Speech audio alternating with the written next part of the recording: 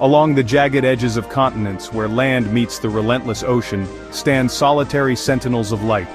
These are the world's lighthouses, monuments to human ingenuity, built in places of breathtaking beauty and unimaginable peril. Their beams have cut through the darkest storms, guiding mariners to safety and hope. But these towers demanded extraordinary sacrifices from those who kept their lights burning. Tonight, we journey to the edge of the world, exploring the most dangerous outposts and the keepers who braved the maelstrom. This is the story of the world's most perilous lighthouses. Our journey begins in the Iroise Sea, off Brittany, France, a place where the Atlantic unleashes its fury.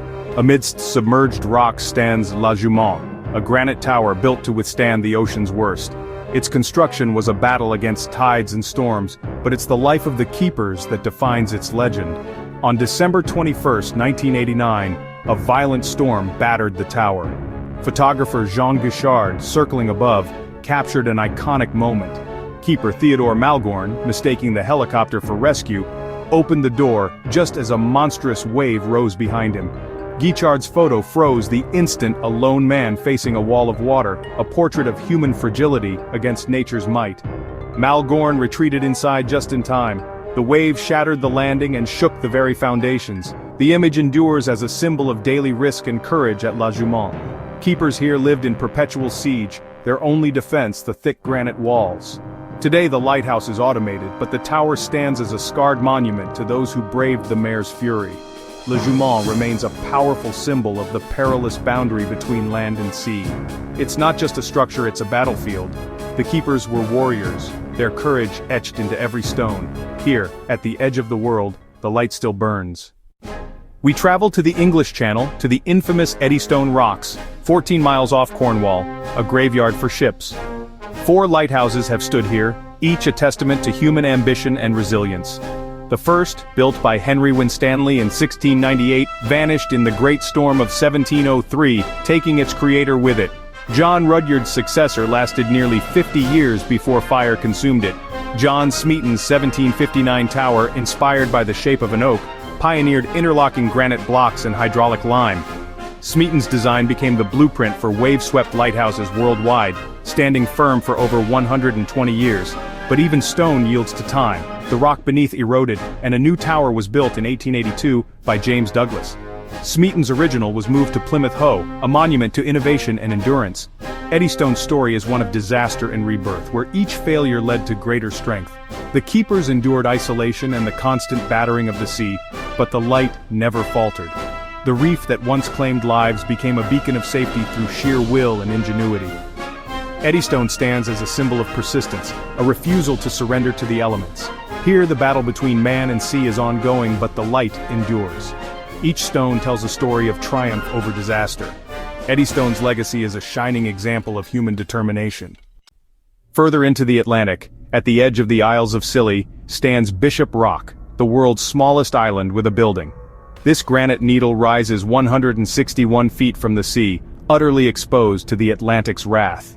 The first attempt at a lighthouse was swept away before completion. Only a solid granite tower could survive here. Construction was a feat of patience. Workers could only land for hours at a time, building stone by stone over 7 years. The finished lighthouse, lit in 1858, faced immediate trials from colossal waves. In one storm, a 550-pound fog bell was torn away, a testament to the ocean's power. Life for the keepers was one of profound isolation. Weeks or months cut off, surrounded by endless gray. The tower's rooms are small, stacked vertically, filled with the constant roar of wind and waves.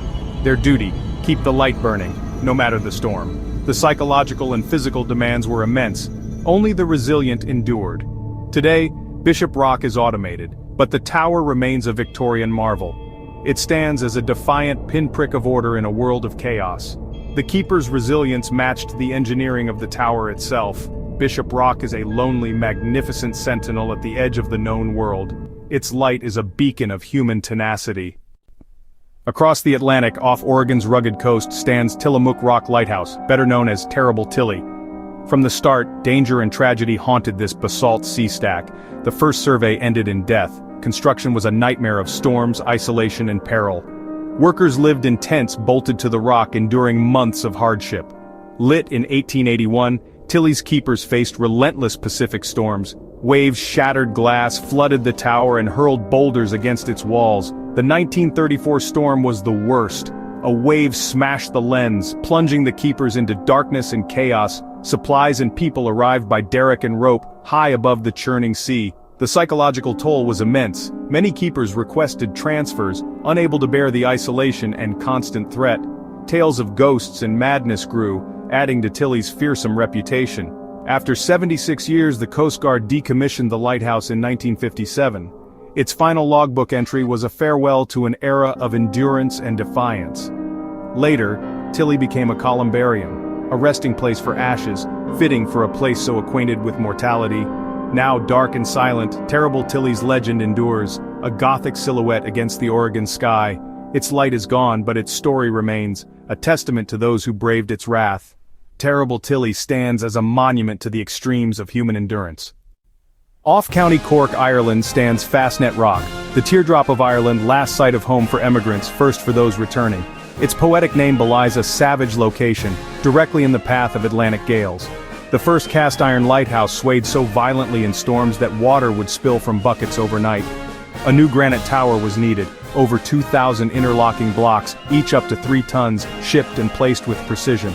Construction was perilous, possible only during rare calms with a custom steamship ferrying stones and men. Completed in 1904, Fastnet became the tallest and widest rock lighthouse in Ireland or Britain. Its sweeping curve was designed to deflect the ocean's force. Waves have thrown spray over its 177-foot height. Keepers lived in extreme isolation, confined to narrow rooms, battered by the unending roar of the sea. Their connection to the world was often severed for weeks. Fastnet's light is a crucial beacon for transatlantic shipping, a welcome sight after weeks at sea. Automated in 1989, the keepers are gone, but the tower remains a symbol of Ireland's maritime heritage. The teardrop stands as a proud monument to those who built and manned it. Against the Atlantic's fury, its light endures. Not all dangers were from the sea, some came from within. On the Rade de Seine, Brittany stands Teardrop Lighthouse, infamous for madness and death. Built in 1875 for a single keeper, its first resident, Henri Guézenec, was driven mad by the eerie, unceasing sounds. Locals blamed the Ankou, the personification of death in Breton folklore calling from the waves. Keeper after keeper succumbed to insanity or mysterious deaths, forcing authorities to require 2 keepers and even their wives. Still, tragedy persisted. The rock's reputation as cursed grew. The truth is a mix of folklore and the psychological toll of isolation and relentless noise. The Rade de Seine's cacophony mimics human screams, pushing minds to the brink. In 1910, Teardrop was among the first to be automated, its keepers removed for good. Today the tower stands empty, its light solar-powered, its legends undimmed. Teardrop is a chilling monument to the psychological price of isolation. Here the battle was not just against the sea, but the darkness within. The gates of hell remain, a warning of the mind's fragility. On Lake Superior, 24 miles from land, stands Stannard Rock Lighthouse, the loneliest place in the world. Built on a submerged reef, its construction rivaled any ocean lighthouse. The keepers, known as the loneliest men in America, endured total isolation, cut off for up to 8 months each year. Their only contact was a crackling radio, their world a frozen desert or endless water. Lake Superior's storms are legendary, with waves over 30 feet and Arctic winters encasing the tower in ice.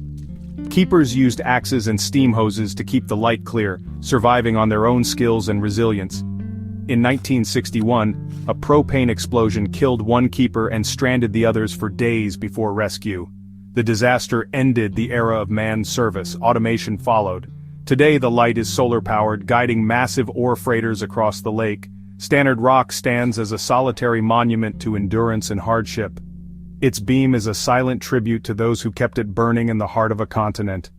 Even in the vastness of freshwater, the battle against isolation and nature rages on. The loneliest light still shines. From storm-tossed coasts to wild lakes, these lighthouses are more than stone and steel. They are promises kept.